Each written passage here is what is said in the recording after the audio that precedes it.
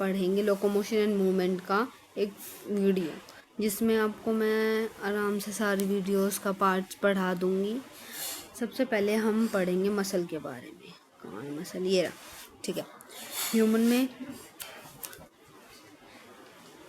में 639 मसल होते हैं। मीजोडर्मल ओरिजिन होता है। प्रॉपर्टीज़ एक्साइटेबल होते हैं, कॉन्ट्रैक्टाइल होते हैं, इलास्टिसिटी होती है, एक्सटेंसिबिलिटी होता है। ठीक है। Longest muscle, largest muscle, shortest muscle और बिगेस्ट मसल्स का आपको पूरा पार्ट। सबसे पहले अब हम पढ़ेंगे एक मिनट ये मसल, स्केलेटल मसल के बारे में। इसमें फैसिया होता है जो एक दूसरे से कनेक्ट करके रखता है। ठीक है। उसके बाद आते हैं एपी, जो बाहर की सबसे आउटर लेयर है, एपीमाइसियम। फिर मसल आता है अंदर वाला, मसल बंडल, फैसिक्यूलाई भी बोलते हैं। फिर आते हैं मायोसाइट्स, ये गोले गोले। ठीक है। एंडोमायसिन। उसके बाद आएगा मसल फाइबर।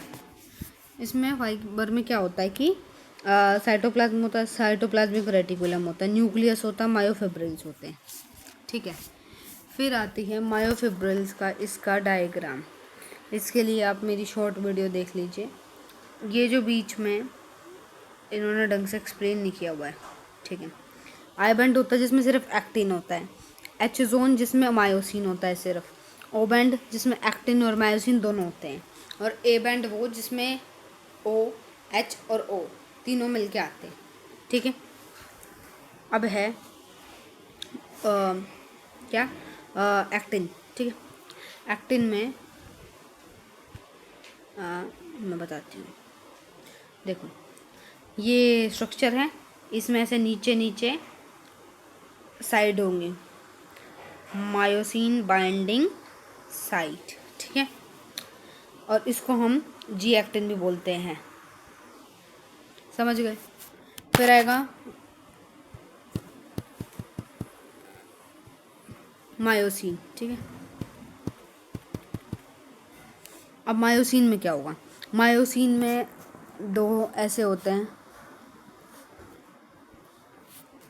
जिसमें एक एटीपीएस होता है, एटीपी बाइंडिंग साइट, और एक एक्टिन बाइंडिंग साइट। ठीक है। ठीक।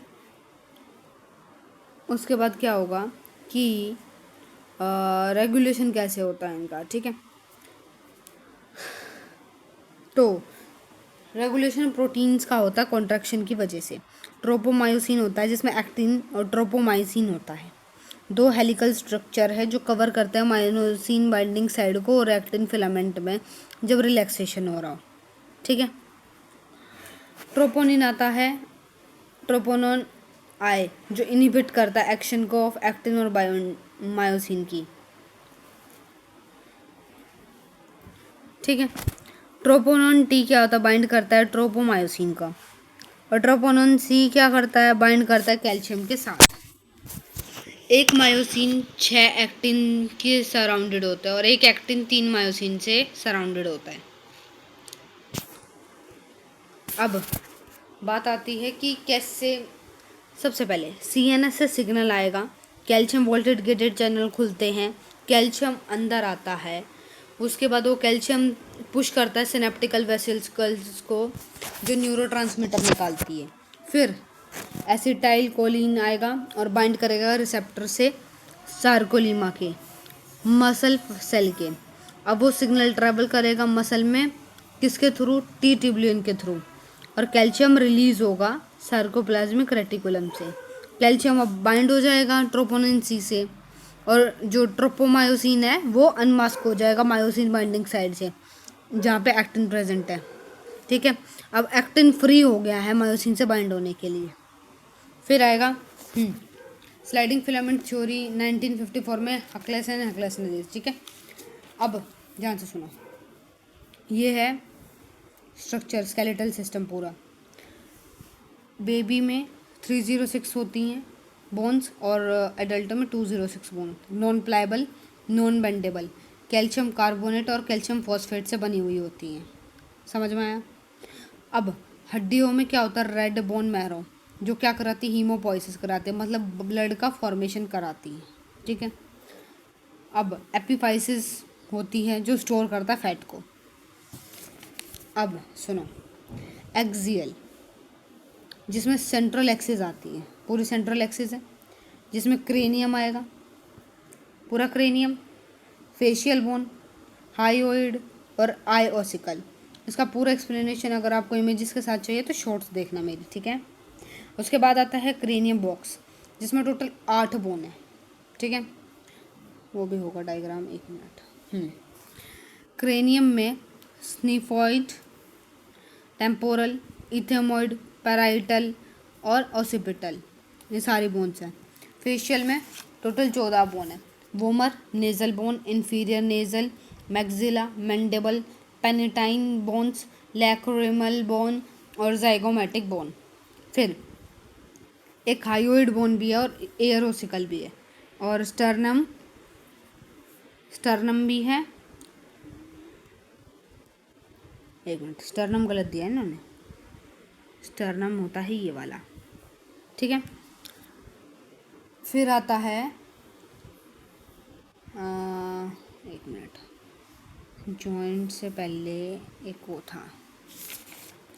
अब क्या है कि ये आएंगे हाथ के और पैर के। इसके लिए आपको डिजिटल फार्मूला याद होना चाहिए, 2 3 3 3 3, मतलब 2 और 4 बार 3। ठीक है, जो थंब फिंगर्स का इशारा देगी। सबसे पहले ह्यूमरस आता है, अल्ना आता है, कार्पल, मेटाकार्पल्स और फेलेंजिस। फिर आते हैं पैर की हड्डियों के बारे में। ठीक है, फीमर, पटेला, टीबिया, फेब्यूला, टेलस और हील बोन। ठीक है, जिसको हम मिलाकर टार्सल्स भी बोलते हैं। समझ में? अब ऊपर आते हैं गर्डल्स। एक पेक्टोरल गर्डल है, एक पेल्विक गर्डल है। ठीक है, पेक्टोरल गर्डल में क्लेविसिप्स होता है। ठीक, एस शेप होता है, कॉलर बोन भी बोलते हैं उसे। ग्लिनोइड कैविटी होती है, और इसमें शोल्डर जॉइंट होता है, जो जिसमें क्या होता है, बॉल एंड सॉकेट जॉइंट होता है, जिसमें मैक्सिमम फ्री रोटेशंस होती हैं। पेल्विक गर्डल में एसिटेबुलम होता है। ठीक है, फिर आते हैं जॉइंट्स यहाँ है। ठीक है, फाइब्रस जॉइंट, कार्टिलेजिनस जॉइंट और सिनवाल जॉइंट। ठीक, 3 टाइप के जॉइंट है, जिसमें से फाइब्रस जॉइंट टीथ और सॉकेट के बीच में होता है, कार्टिलेजिनस जॉइंट रिब स्टर्नम के बीच में, इंटरवर्टिबल डिस्क के बीच में, प्यूबिक सिनफाइसिस के बीच में मिलता है, और सिनवाल जॉइंट्स के बारे में नहीं कुछ।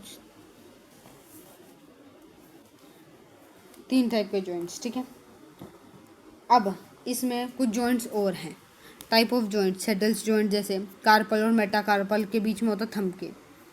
फिर आता है एंगुलर जॉइंट, तो एटलेस और ऑसिपिटल कॉन्डाइल के बीच में होता है, कार्पल्स और मेटाकार्पल्स के बीच, और फेलेंजिस मेटाफेलेंजिस के बीच में। ठीक है, बॉल एंड सॉकेट जॉइंट, जो हिप होता है, हिप जॉइंट में और शोल्डर जॉइंट पे मिलता है।